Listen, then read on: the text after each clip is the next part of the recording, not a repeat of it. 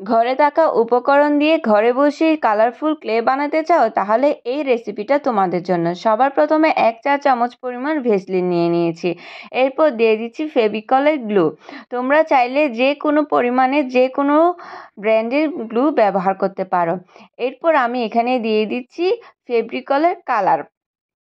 আমি লাল কালার ব্যবহার করছি কারণ আমার লাল কালারের ক্লে প্রয়োজন।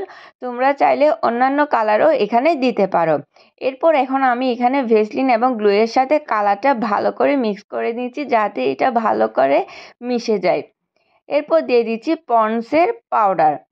এই পাউডারটা আমি পরিমাণ মতো দিয়ে দিচ্ছি। দিয়ে দেওয়ার পরে ভালো করে মিক্স করে নিচ্ছি। তোমরা যে কোনো ব্র্যান্ডের পাউডার ব্যবহার করতে পারবে। ভালো করে মিক্স করে নিচ্ছি। নিয়ে নেওয়ার পরে যতক্ষণ না পর্যন্ত কালারটা ভালো করে পাউডারের সাথে মিক্স হয়ে না যায়। মিক্স করে নেওয়ার পরে আমি এখন হাতেই ভালো করে মথে নিব। মথে নিতে নিতে এটা একটা ভালো একটা সফট স্টিকিনেস চলে আসবে। আমি আরেকটু করে পাউডার দিয়ে দিচ্ছি যাতে পারফেক্ট একটা কম্বিনেশন হয়ে যায় এবং আমার ক্লেটার সফট হয়ে যায়।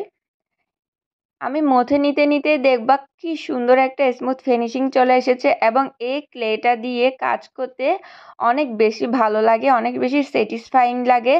বাইরের ক্লে থেকেও কিন্তু এটা অনেক বেশি সফট হয়। তোমরা দেখো হাত দিয়ে চাপার সাথে সাথে কিন্তু এটা ভালো করে মিলিয়ে যাচ্ছে। দেখো মানে হাতের সাথে লেগে যাচ্ছে না। যখন দেখবা ক্লেটা হাতের সাথে লেগে আসছে না, তখনই বুঝবা যে তোমার ক্লেটা হয়ে গেছে।